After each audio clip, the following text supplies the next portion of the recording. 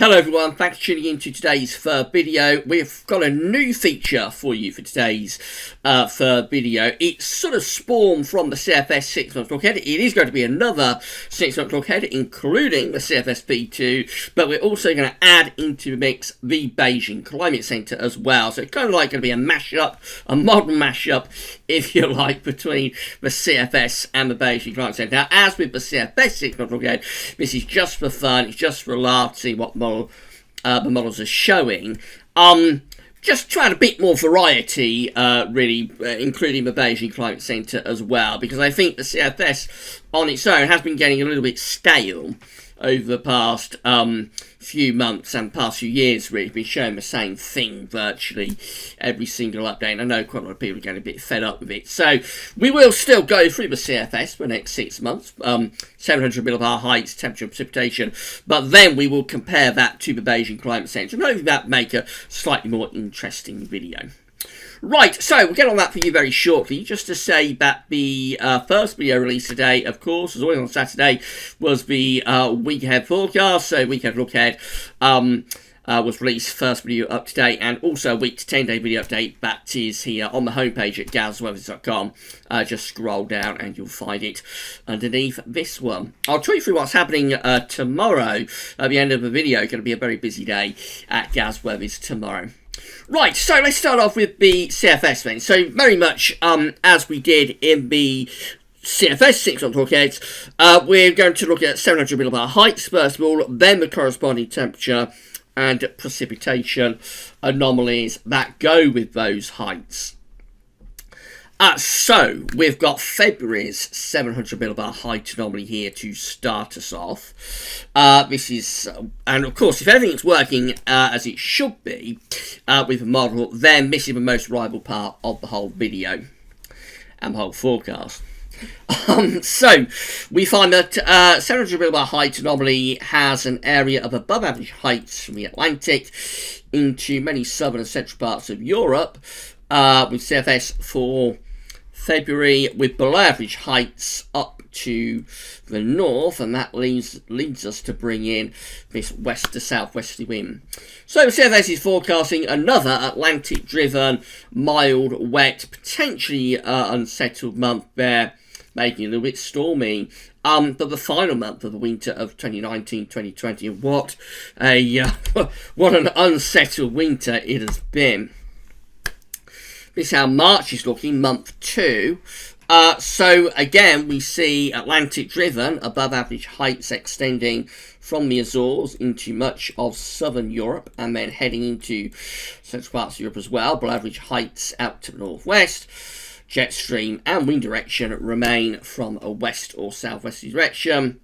So another mild and unsettled month as we begin the spring of 2020. We're up to month number 3 now. So obviously the further out we go, the more reliable it gets. And I've always said that with this, when we get sort of months 3, 4, 5, 6, then we're in the realm of just the fun. I used to say that the CFS 6 look ahead, and the same is true for this mashup of the CFS versus the Beijing Climate Centre. The further out we go with both of these models, the more unreliable they will become. So April looking like this. Below average heights out to the northwest, around Greenland and Iceland. Above average heights still extending in from the Atlantic, southern parts of Europe. Not as strongly as it is in months 1 and 2, February and March.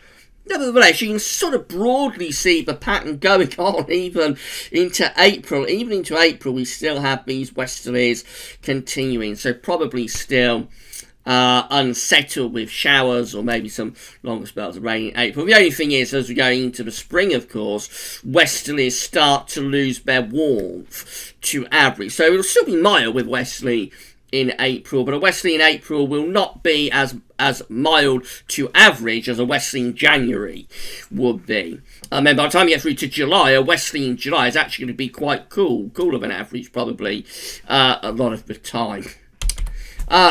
Excuse me. So that's how April is looking. Then we've got to move on to May. I haven't got May up, so let's just get that one up for you. There we go. This is the 700 millibar height anomaly for May 2020, month number 4. Bit of a different pattern now. As you would expect, by the end of the spring something different will be going on. So we have above average heights then appearing around Newfoundland and up towards south of Greenland. Otherwise, not much else going on. The only thing is, with high pressure around here, you will often get a corresponding trough somewhere around there.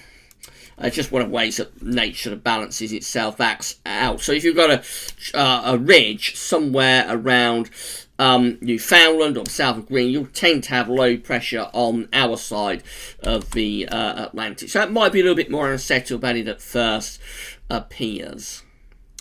Right, where are we? Just there. So then we go through to June. And again, same sort of idea really for June. So again, above average heights are centering around here from Newfoundland up towards Greenland. It also looks like there's a ridge over towards Scandinavia. Just through here, you would probably expect, again, some sort of trough of low pressure. Although it doesn't really show it, but I think with this you would expect the jet stream to be doing something probably a little bit like that. Actually, so May and June could hint at being a little bit more unsettled than it at first appears. About 700 millibar high anomaly. Of course, this is month number 5 now, June 2020. So we're totally in the realm of speculation and just for fun. And then this is July. So again, perhaps not particularly good signals for July. We have a little area of below average heights just to the north of Scotland. Above average heights around the Azores, but not really ridging into Europe. And still that ridge goes on around Newfoundland. So again, could be a little bit on the unsettled side there as we get through to July, but it's 6 months away, so really who cares? This is how the temperature anomaly is being forecast by CFS V2 for February. So looking like a very mild month again. The exceptionally mild winter of 2019-2020 goes on into February. We've got these long fetch west-south westerlies pumping up the air from the Azores and the middle of the Atlantic Ocean. So temperatures widely above average, not just for the UK, but for most parts of Europe too in February. That's how March looks, and it goes on. So the very mild winter continues into the spring as well. So March 2020 also coming out exceptionally mild, particularly for northern parts of Europe. We're not as mild to average actually for the UK, and you'll notice Ireland is actually near normal. So we're just about one of the cooler places in Europe. But again, the emphasis is very much on above average temperatures for February and for March. April sees the temperature beginning to come down, so still widely above average for northern and eastern parts of Europe, not as above average for places like Germany, France. As you get towards the UK and Ireland, we've actually reverted back close to average. So that's what I was saying. The westerly pattern is continuing. If the 700 millibar height anomaly is correct, the westerly pattern does continue into April. We still bring the jet stream and the westerlies in. It's just that in April, westerlies are not going to be anywhere near as mild to average as they will be in the middle of winter. In April, the warmest wind direction will probably be southerly. Easterlies, of course, can still be quite cold in April, as can northerlies. And then May looks like that, so gradually as we go through the spring months, we find that the temperature anomaly is decreasing, the warmth just draining away.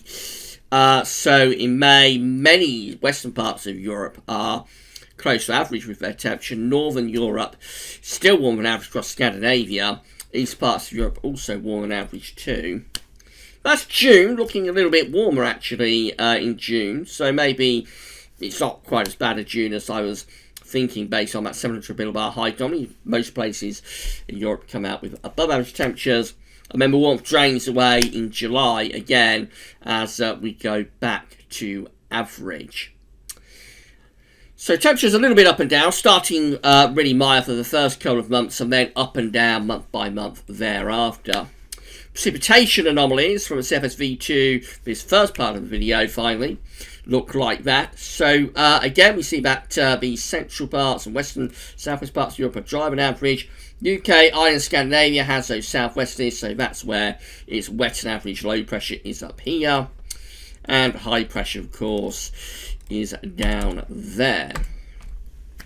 That's March, very similar pattern for March as well. So both February and March have a very similar 700 millibar height anomaly, have a very similar temperature anomaly, have a very similar precipitation anomaly. They are both westerly, southwesterly months, keeping the mild weather going, and also bringing in further bouts of rain. So it's Scandinavia, the UK and Ireland again, forecast to be more on the wetter side in March. April looks a little bit mixed, as you'd expect in a westerly month, so probably quite a showery April. Many central western parts of Europe again looking rather wetter than average. May is near normal. You notice the wetter conditions are shifting over onto the eastern side of Europe in May. We're near normal out in the west. That's June, looking a little bit mixed, varying from area to area, but no really strong signal for dry weather. It does look a little bit mixed in June, precipitation wise. And July looks quite wet, actually. Look at that, above average rainfall. Not just the UK, but through most parts of Northern Europe as well, even in some central parts of Europe. Looking quite wet in July. So, big contrast to July 2019, if that's right. But as it's 6 months away, that's going to change many, many times before we get to July, I can assure you of that.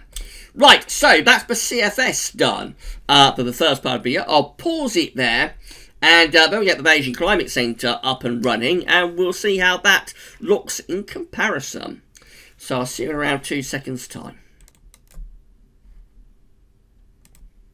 Alright, we're back, and we're ready to resume the very first CFS versus Beijing Climate Centre 6 months look ahead. And let me know in the comments what you think to this. Have you enjoyed it? Do you prefer this to the solo CFS 6 months look ahead, or would you like us to go back to just doing the CFS on its own? Let me know in the comments what you think. So now we've dealt with CFS in the first part of the video, of course. Now we're going to look at Beijing Climate Centre. Same idea, we're going to look at the 500 millibar height anomalies from the Beijing Climate Centre for the next 6 months, and then the corresponding temperature and precipitation anomalies as well. So once again, we're going to begin in February.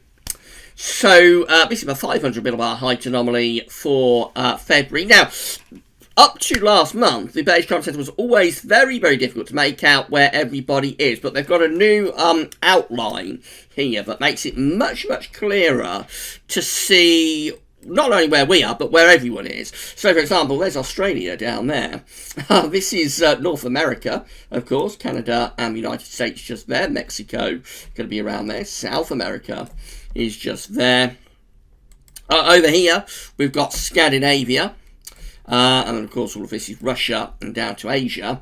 Now, this is where we are. We are still perched on the far right-hand corner of the chart as you are looking at it. But it is a little bit easier now to see where we are on the map. So that's where we are. And I think the outline is rather better for us and for Ireland than it used to be. Same idea with any other, or with most other seasonal models, in that the brighter colours, yellow, orange and reds, and even pinks, extrapolate to high pressure, above average heights, which is high pressure. Blues extrapolate to below average heights, which is low pressure. So the 500 millibar height anomaly for February is quite interesting, actually. It has an area of above average heights over and just a little bit to our north. That looks like it is very close to being a Scandinavian high. We're very close there to being cold. The problem is that we are building the ridge down a little bit into central parts of Europe and also to some degree towards Spain as well. So what this means is that the coldest weather is actually... Get rid of that. The coldest weather is actually the trough of low pressure here in the southeast of Europe. With the east-northeast is going into the southeast of Europe. It's just not quite right. That high pressure just needs to be a little bit further north. If it's up there, then we start bringing direct easterlies. As this is probably quite a dry signal for February, and I would have thought pretty chilly. I mean, we're probably not bringing in much in the way of Siberian air, but certainly it would be the coldest month of the winter, I think, with relatively frequent frost, certainly with that ridge of above average heights to our just to our east northeast. So a cold, dry signal perhaps for February. Also, anticyclonic signal continues into March as well. This is month number 2. So the above average height still sitting there, this time over the UK into the North Atlantic as well. Looks very cold for this part of the world through here, but we remain probably quite a nice month in March, actually, under high pressure, a lot of dry weather, and I would have thought a relatively mild month would be likely there as well. So quite a mild start to the spring. Month number 3 is April. And of course, same ideas with the CFS. The further out we go, the more unreliable we're getting. When we get through to months 4, 5, 6, it is still in the realm of just for fun, even though it's a different model. So in April, the above average heights are more out sort of to the west-northwest of us. If you come over here, we see a trough of below average heights across central parts of Europe. That could be quite a coolish signal for April, actually. We may be pulling in sort of east to northeasterly type winds there, so possibly a little bit colder in April, but still with a lot of dry weather with high pressure mainly in control of things. Big change for May. So now similar to what CFS was showing actually in some degree, we've got the above average height centering there around Newfoundland. There's also a ridge sort of around the Azores, but the main change is this area below average heights, low pressure coming back to the north of Scotland, which brings in westerly winds. So May potentially looking quite an unsettled month there. But as it's month number 4, it's not really worth worrying about, but definitely the Beijing climate centre goes more unsettled towards the end of the spring. That's how June looks, month number 5. This one with above average heights to our north, below average heights some degree to our south. Probably quite an easterly month in June. That could be quite warm. And this low pressure down to the southwest might provide energy for thunder as well. So maybe quite a warm, thundery type start to the summer. And then this is July, month number 6, so again, not worth worrying about. It's completely different to what CFS was showing. This time we have above average heights extending from the Atlantic, but also into central parts of Europe, below average heights up towards Greenland and Iceland with the jet stream push northwards. That would be quite a nice summer month, I would have thought. Potentially quite dry and relatively hot, perhaps, in July. But as it's 6 months away, what do we say? It is just for fun.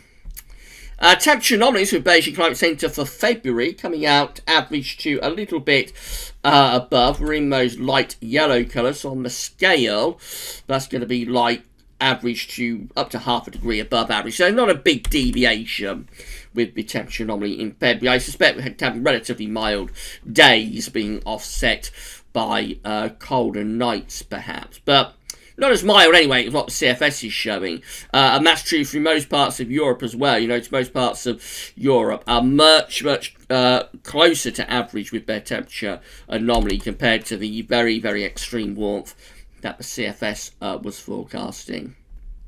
That's March. So again, we see that in March it's milder than average by around half a degree perhaps. Most parts of Scandinavia looking very mild. More southern parts of Europe though do look a little bit colder in March. April goes a bit cooler. So that's how we're looking in April. Remember, in April we're bringing in more of an east-northeasterly type flow potentially. So that really is close to average with the temperature anomaly in April. Some central parts of Europe are actually a little bit below average. Scandinavia looking significantly warmer than average still in April. May looks mild. This is month number 4. May 2020 looks slightly above average. Most parts of Europe looking quite warm as well. June also with above average temperatures, and the anomaly is increasing, so into those orange colours there, which is like 1 to 1.5 degrees above average. That's quite a hot month in June. And July also looking quite warm as well. So once we get through to the summer, Beijing Climate Centre is very keen on really quite significantly above average temperatures, not just for the UK, but through most parts of Europe. Could we be on course another hot summer? Well, far too early to have any confidence in that, of course. Precipitation finally with the Beijing Climate Centre. So for February, drier than average overall, which you would expect with high pressure dominating the scene. Notice driest anomalies to average across Scandinavia. That does indicate that high pressure could be quite Scandinavian based. So we are very, very close to having a cold month in February on the pattern that the Beijing Climate Centre is forecast. It's just not quite right. But we're going to take a very subtle adjustment to give us quite a cold month in February, based on what the Beijing Climate Centre is doing. Drier than average then for February, significantly drier than average in March. Look at that. So especially just to our southwest. So the high pressure definitely goes a little bit southwards in March. High pressure sort of centred around the Bay of Biscay, which means we're potentially for a very, very nice start to the spring. Dry and, or very dry, and really mild as well, perhaps, in March. A proper sort of early spring there. So this is April. Now, I thought April might be a little bit more unsettled than this. We do see that it's quite unsettled through many of these central parts of Europe, actually. For us, though, we're still a little bit drier than average. The Atlantic is blocked off in April. So it's a dry and rather colder month being signalled there from the Beijing Climate Centre in April. Maybe a little bit wintry even at times through April.